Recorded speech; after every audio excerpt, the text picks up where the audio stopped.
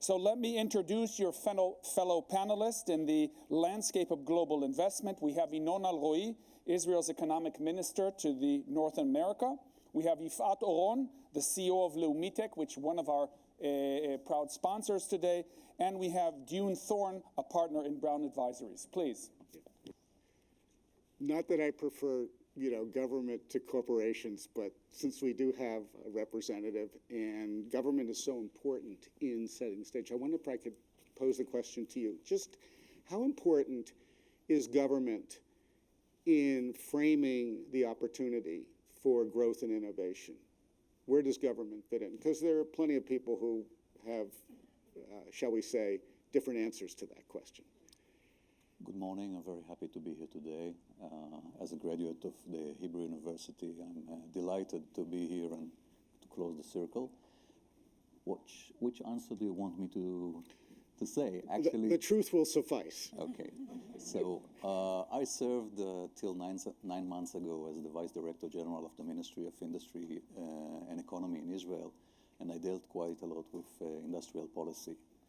I think that on one hand, one has to keep proportion and to understand that there is a market over there, there's an industry, and there's a lot of objectives and missions that each of the companies consist on themselves.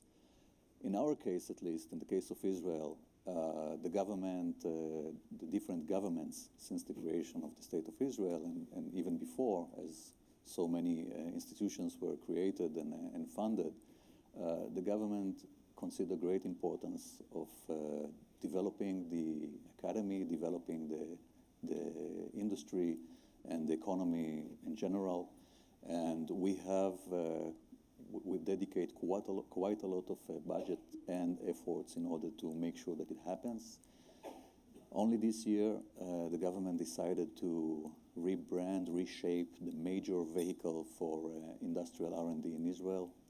This institution, being called today the Innovation Authority, until December 31st was the chief scientist, which supports both academy and industry at around $400 million a year, with a lot of cooperation programs with the U.S., like the Bird Foundation and other institutions.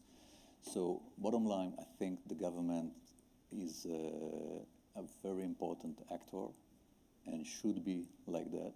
There's many questions whether should it be targeting or not targeting, and I had some discussions on this regard with the former chief scientist, Mr. Avi Hasson. But again, on generally speaking, I think one of the advantages of Israel in this regard, we have a very interesting institution, which is interministerial committee, which called the Telem group. And there, all the major actors in Israel, be it from Vatat, from the universities, be it from the chief scientist or the Innovation Authority, be it Mafat from the Ministry of Defense, and excuse me if I forgot anyone, Ministry of Science and others, they try to figure out what should be the infrastructures for tomorrow. And a couple of years ago, they were all invested in everything which got to do to nanotech. These days, we're working on different schemes in biology and in the gene. So I think governments that would like to encourage their economies should look very carefully into this matter and invest and also adjust themselves according to the different reality. Looking forward for the future, what we heard previous speakers talking about that. So we took a glimpse at California and where California is in the U.S. Do you think there's a parallel with the way California has seemingly a convergence of policy in people's preferences? Do you see the same convergence in Israel?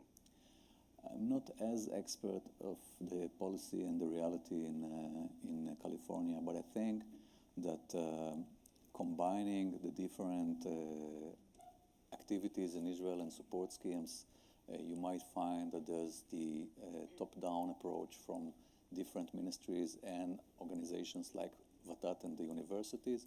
And on the other way around, most of the vehicles or the programs of the Innovation Authority, they come from bottom up. So I think it's agile and adaptable.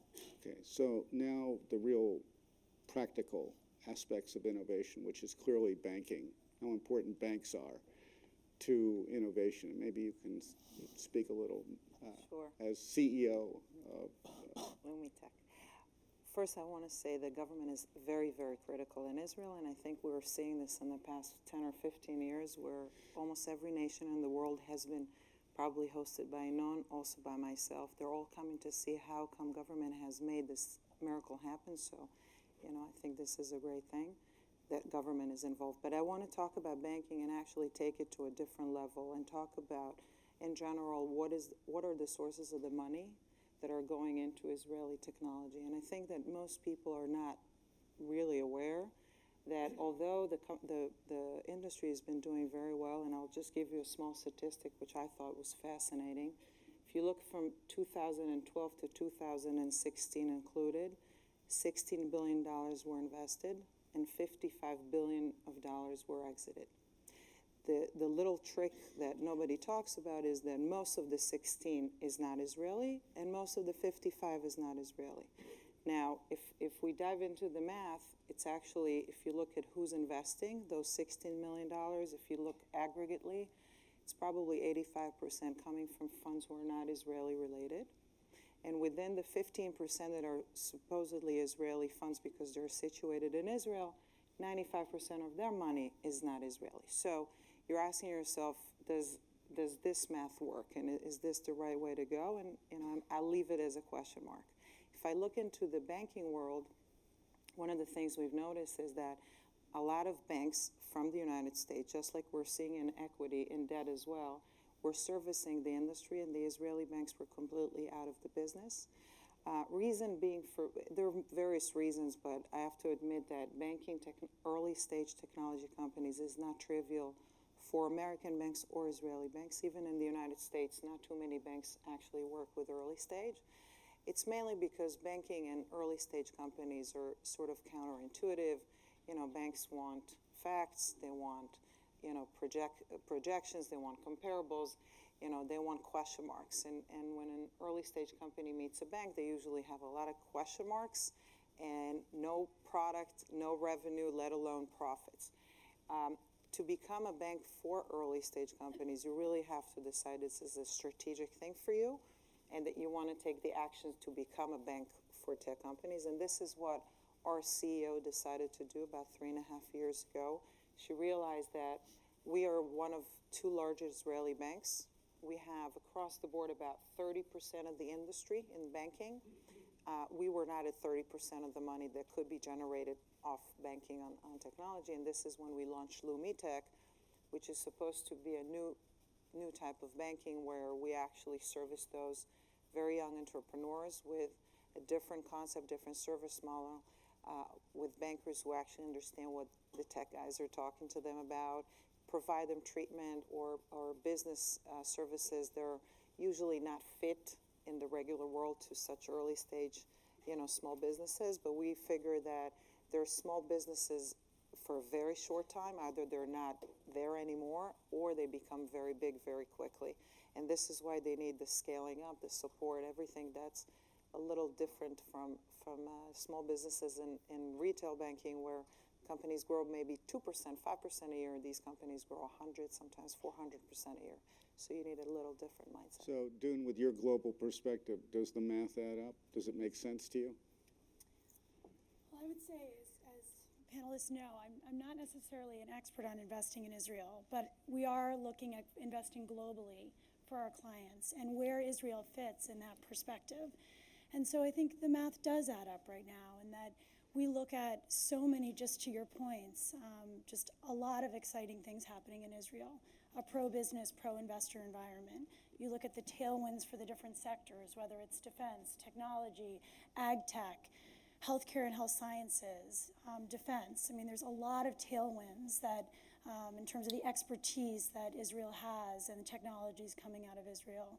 You look at human capital and the quality of human capital in terms of education, but also in terms of sort of the competitive nature of the community there, in terms of not being afraid to take on big ideas and really push them. And you see a lot of the innovation happening in Israel are big ideas that are really moving the needle, whether it's in clean technology or in self-driving cars.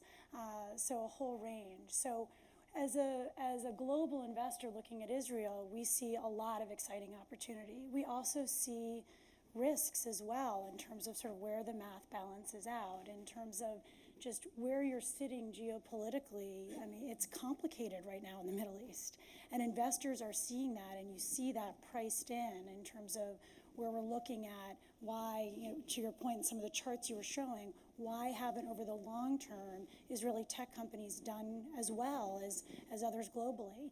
And I think a lot of that is concern around the risks in the environment that you're being operated in, just a stone's throw of a lot of communities that aren't stable right now and that there's concern around. So I see that as both the challenge and the opportunity, that what can be controlled, it feels like there's a lot of great controls around human capital, education, business environment that companies are operating. What's out of your control in terms of where you're sitting from a geographic standpoint. I think the hope is that there'll become more stability, and I think that will unlock a lot of opportunity in terms of growth of companies and business. So the investment returns this year so far are greater, in fact, than global peers. Is that so, by chance? Yes, greater or by is about something, 1%. I mean, I would say that it's such a short time period. We're long-term investors, so we wouldn't be looking at sort of that shift in sort of 1% over the last couple of months as necessarily sort of a major shift or change. But I do think it's showing that there's a lot of great companies being built in Israel that are servicing the world globally. And so I wouldn't sort of look at the last 3 months as necessarily a key driver, but I do think you sort of see a lot of innovation that's exciting. I actually think I have an opinion on this. So I think we have to distinguish between the private companies and the public companies. So when we look private companies, I think that we're getting a premium for a very specific reason, being that most Israeli companies, and it's changing now, but for years, Israeli companies were lacking the capability of the scaling up. And what's nice about the acquirers, all of them are, the big multinationals, and now we have 400 of those. Some of them actually bought more than once, meaning it was a successful experience. What many of them were able to see is that when they buy a company with $10, $20, $30 million in revenue, they're willing to pay a lot more in terms of multiple because they know that using their infrastructure, they're going to turn it into a $300, $400 million revenue. So they're willing to pay up because they're very savvy, they understand Israel, and they know how they're going to sort of, elevate the business. This is on the private side. And not necessarily moving the companies No, not moving. Which They're is all staying.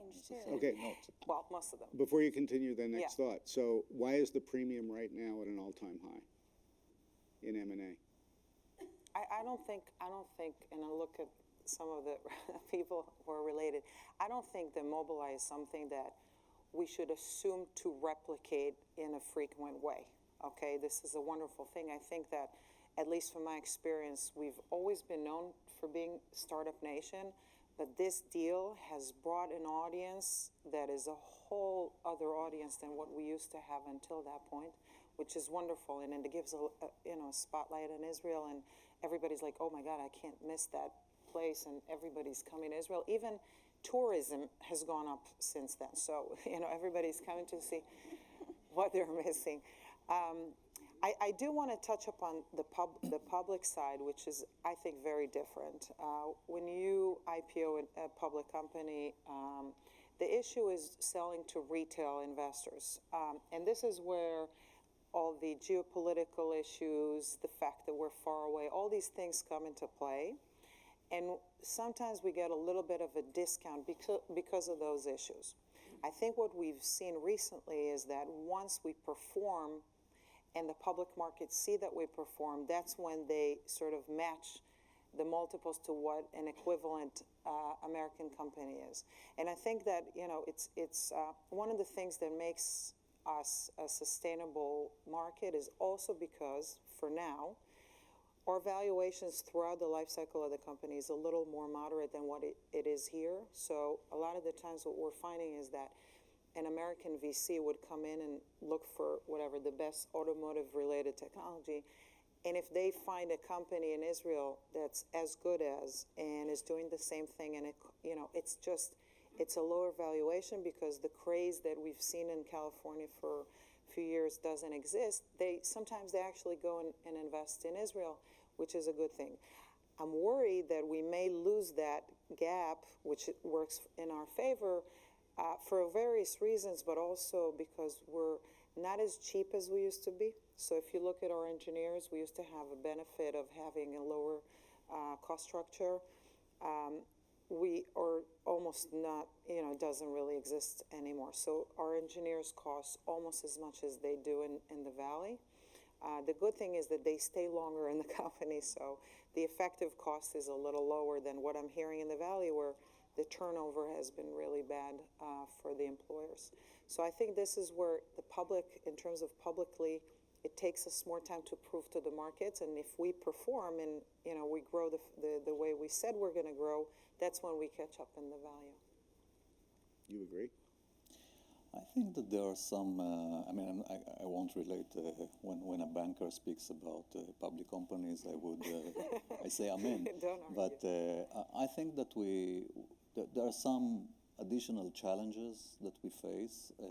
The cost of the engineers consists also from supply and demand, and the fact that we have so many global companies, but not only, there's a lot of Israeli tech companies that need this great human capital, and every additional multinational company which steps in, it's great news, but on the other hand, they fight on the same engineers.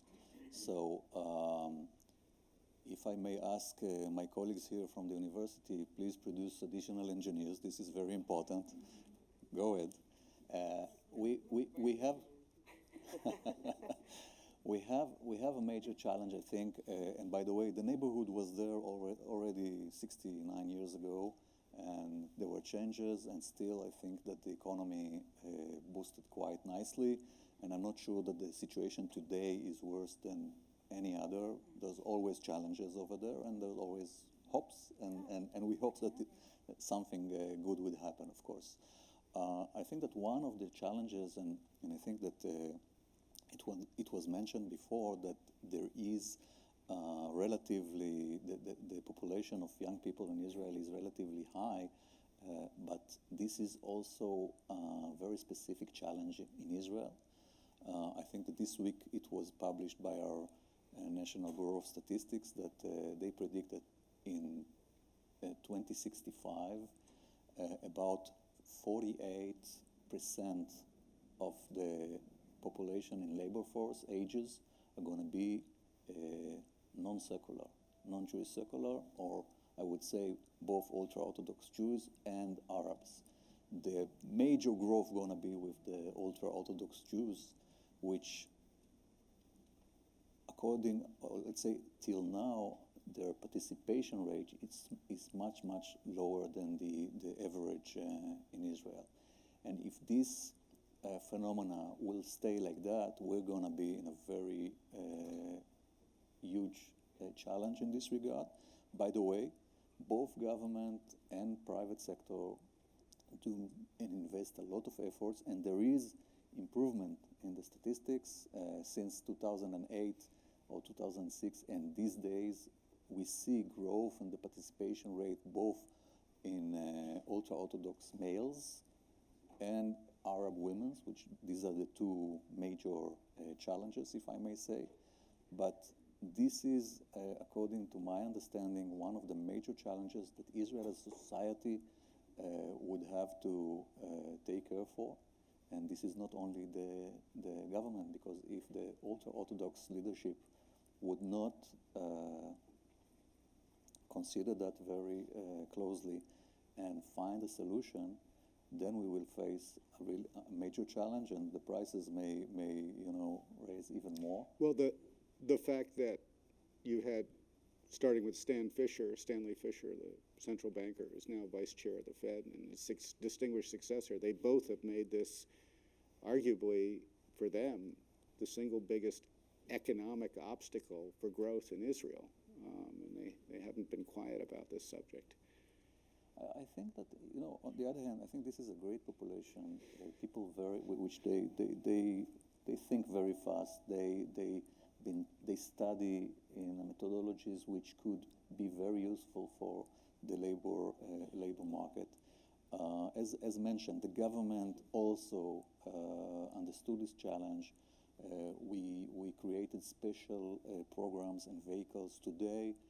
If a minority founder goes to the Innovation Authority, be it ultra-Orthodox Jews, Arab, or person with disabilities, they will get, for, again, a new company, very attractive support. When employers want to employ new employees which belong to one of those populations, they will get quite a lot of support. Coming into nurturing entrepreneurs, again, people from those populations will get special support. And this is not only the business support, it's also mentality. I mean, some of these people, be it Arab women that was at home and she needs to understand how it works. So there will be people that will try to translate the market, to translate the behavior, the economic behavior to that.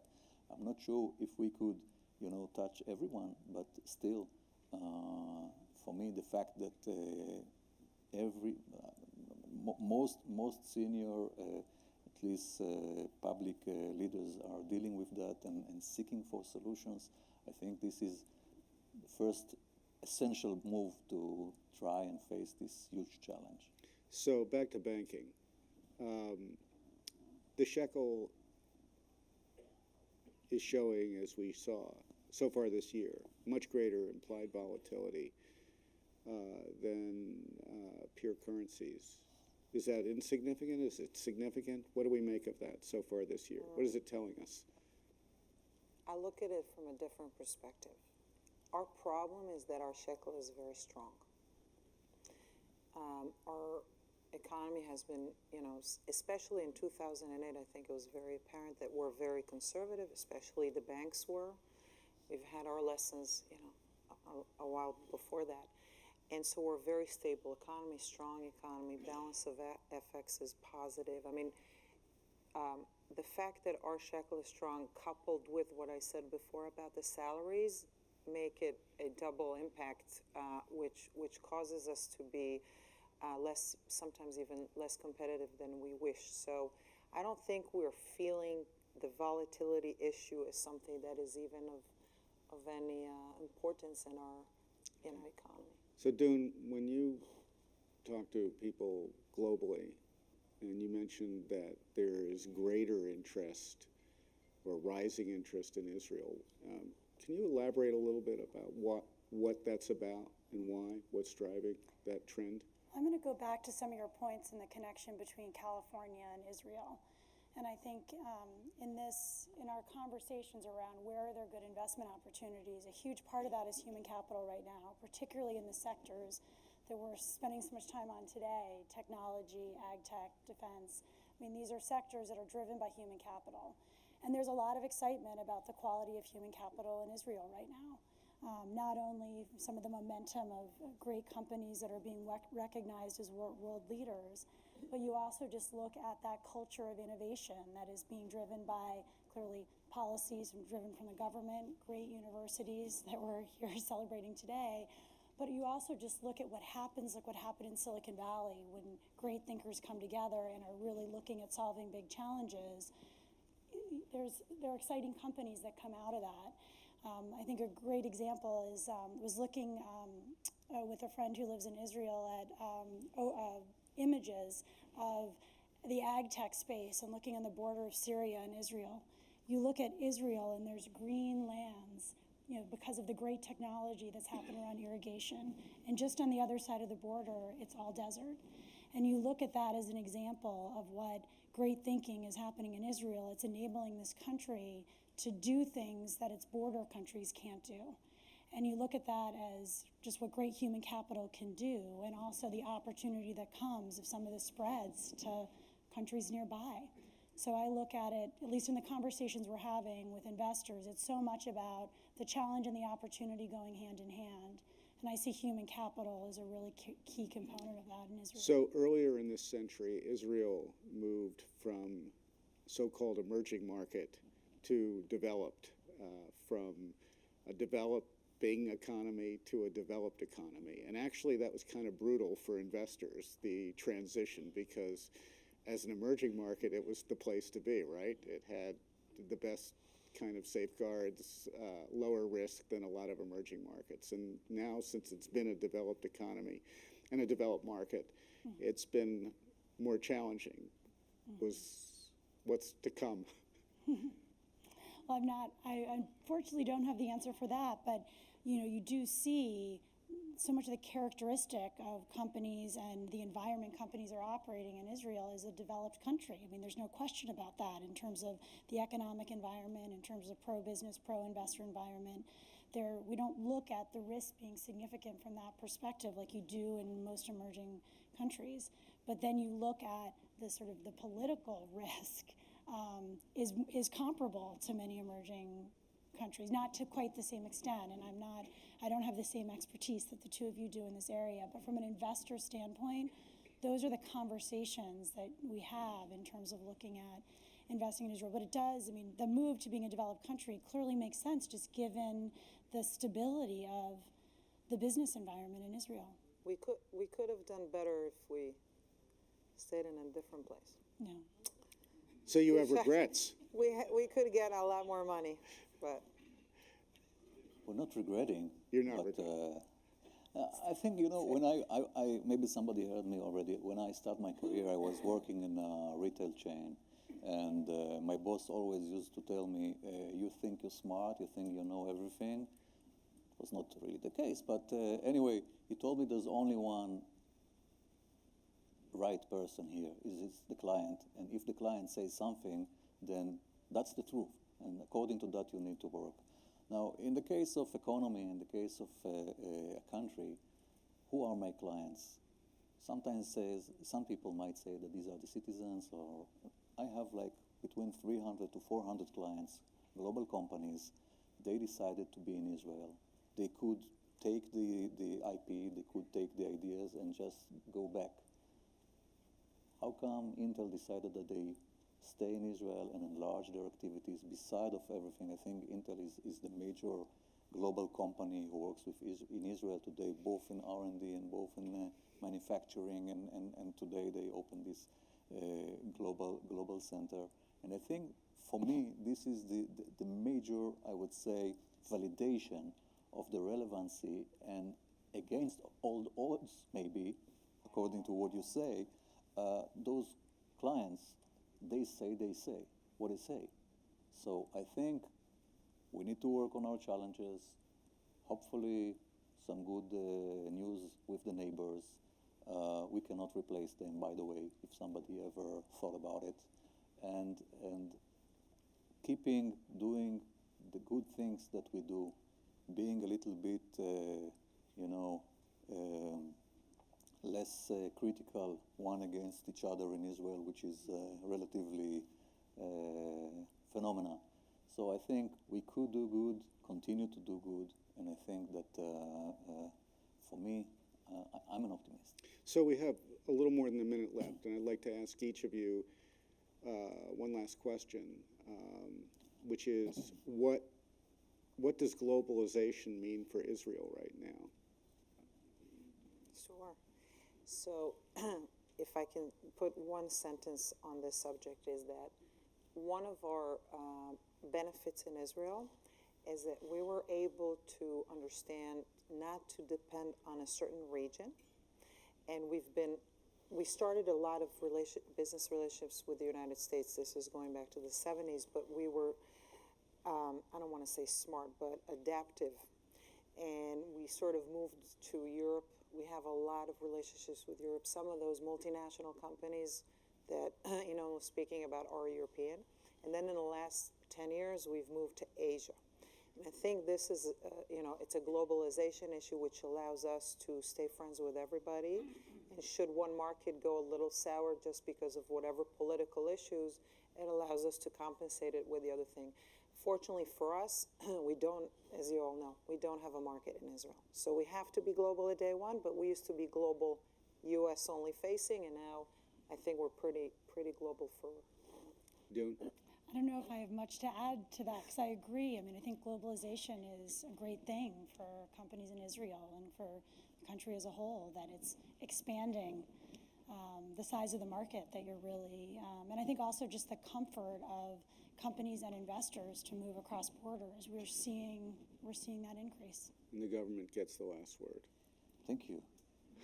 I think that the good things in globalization is that everyone in this room could do something in order to intensify the cooperation between U.S. and Israel. Everyone.